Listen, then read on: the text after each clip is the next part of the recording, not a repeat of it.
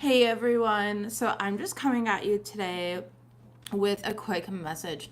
My wife and I were working with a client doing tarot astrology, and she was like mentioning how, and this is something very common, it's a common theme amongst clients of mine, I recognize, so I figure this is a great general message to remind everyone with. This is something that I'm sure you already know. So I hope it doesn't come off in a condescending way or anything like that, because it's definitely not. It's just a gentle reminder, full of love, okay? But she came to us and she was, okay, what do I need to do? What's my next step for healing this generational trauma? And she was asking basically for a checklist in her healing. And that's just not what healing is. And so, I kind of wrote something down. It's very quick. This is going to be a super quick message, as you can see here.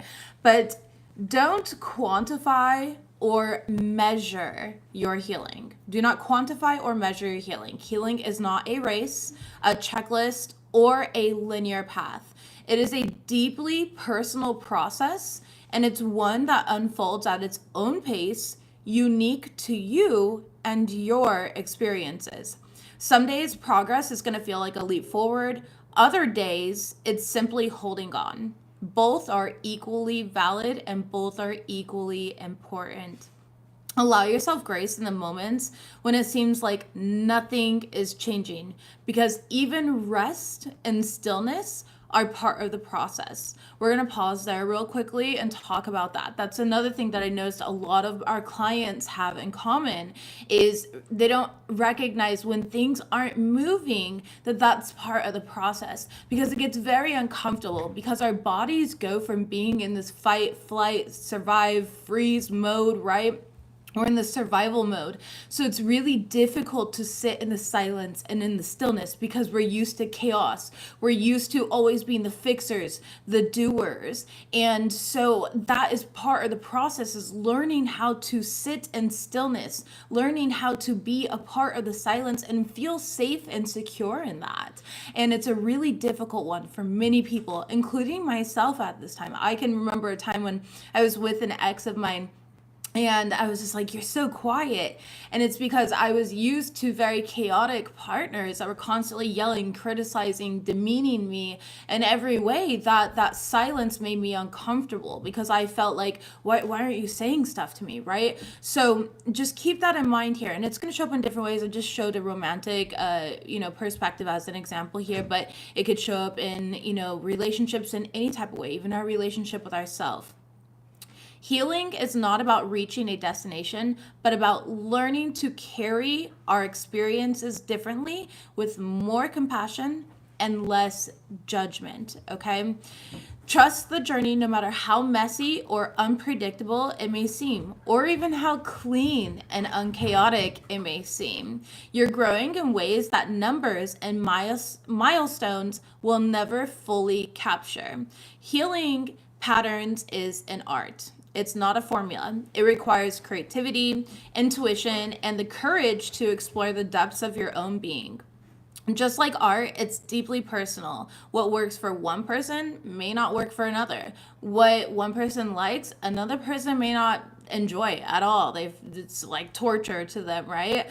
So it's very personal to you. That's the thing about a healing process. It's about recognizing the patterns that no longer serve you and gently unraveling them one thread at a time, which is very it can feel very like this is a mess. Like what spirit is showing me just right here on hand is when we get our jewelry tangled. Like, have you ever had those, that thin, like I have a very thin silver necklace, and when it gets tangled, it like tangles up in knots, and it's so annoying and frustrating to me, especially with my nails. I can't untangle it. And that's what it can feel like. It can feel very frustrating, like, oh, this is just a mess, and I don't have time for this right now. And we make these excuses as a means to kind of bypass it. And then we're like, well, what's the next step for me? Even though that was the next step. The next step was to learn patience with yourself, to be more compassionate and less judgmental towards ourselves as we are unraveling it piece by piece. So sometimes this means revisiting old wounds, to understand them better. And other times it means creating new patterns through mindful choices and intentional action.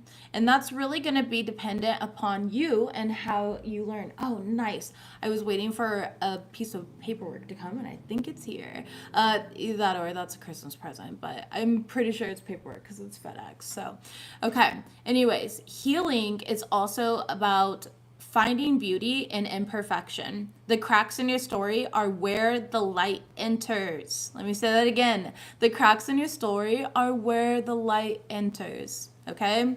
Like an artist, you get to reshape and redefine your life using your pain and growth as the medium. This art doesn't require perfection. It only requires authenticity and presence. One more time. Art does not require perfection. Healing does not require perfection. I'm correlating art and healing, okay, using it interchangeably here, but it doesn't require perfection, only authenticity and presence. Each step you take is a brushstroke, adding depth and color to the masterpiece of your becoming. And that's exactly what healing is so many people, they're like, oh, well, I was meant to paint a cornucopia here because that's what was, in front of me, and that's what I've been taught, and that's what I know. But my cornucopia doesn't look like that cornucopia. Or I took, a different approach to this, right? An abstract approach to this. Sometimes healing is abstract, and sometimes your art and the way that it comes off is going to look different than others. It's going to feel different than others, and we can feel very isolated. We can feel very alone. But again, the overall message of this is not to quantify your healing. Okay, it's not to compare your healing journey to other people's. Sure, maybe Sally got over something in 5 minutes. Good for Sally. I hope that she fully processed that. And maybe she's a lot quicker because she's gone through this so many times. And then maybe Brandon is taking longer, you know what I mean? And that's okay because maybe this is Brandon's first time actually sitting with themselves and learning, that their art doesn't have to look like your art. And so remember that comparison is the biggest thief of joy. And when you're stuck in modes of comparison, you're going to think that everybody's comparing themselves to you. Or maybe you're surrounded by the wrong people that do compare themselves to you. And you don't thrive in those types of environments. So that's another wounding pattern to sit with, right? Regardless here, as we unweave each and every thread in this knot that created chaos in our reality, the key is to be present and authentic no matter what. There's no checklist. There's no do this and you'll get these results. It's what feels right to you. So when my client came to us and asked us, what do I do here, on a daily basis? What's something that I could do on a daily basis? I'm like, you being, you existing, and your authenticity is you unraveling all the generational patterns. You don't have to sit there and venerate your ancestors for 20 minutes a day in order to unravel generational traumas. You don't have to sit there and spend 12 hours a day in meditation to unravel generational traumas. If those are things that you enjoy doing, that's amazing. If that's authentic to you, that is amazing. However, you are not your spirituality. You are spiritual. You are not separate from law of oneness, okay? So you have nothing to prove to yourself or to other people. Your spirituality is not something that is separate from you. You are a spiritual being confirmation having a human experience. You're spending more time learning how to be human than you are learning how to be spiritual. You innately know how to be spiritual. We don't really know how to be human in this complicated dystopian type of reality. And that's why these emotions and everything are so uncomfortable to us. That's why these patterns and breaking things are because our ego, our mind, our monkey brain, right? Which is our ego, is a separate entity. So you have your mind, which is an entity. You have your body, which is an entity. And then you have your soul, which is an entity. And then you hear across all of these occult or spiritual religious teachings, the power of three, the Holy Trinity. We hear all of this all the time, correct? That's because of your soul, your body, and your mind being three separate entities, and bringing them together is oneness. And that's why it's important to listen to our bodies, right? And that's why it's important to master our minds. That's why it's important to integrate the soul into all of that, so that it's all communicating. It creates, I always show the triangle. This isn't some weird, like, don't get all conspiracy theory on me, okay? Although I do love those and I dive into them too. This is not about this, okay? But I always show the triangle here. And then you are literally the eye of the triangle here. You are the curator, the creator of your reality. So it's important to bring in all three and master all three during your healing process. And that is going to look different for each and every one of you.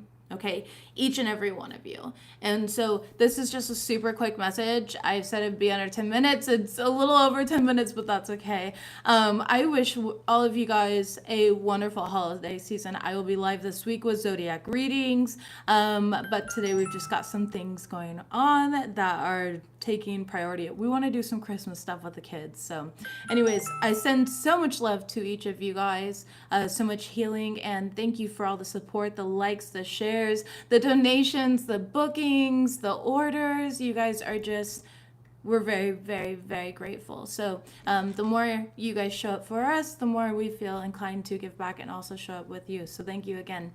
I love you guys, and I'll see you guys soon. Bye, guys.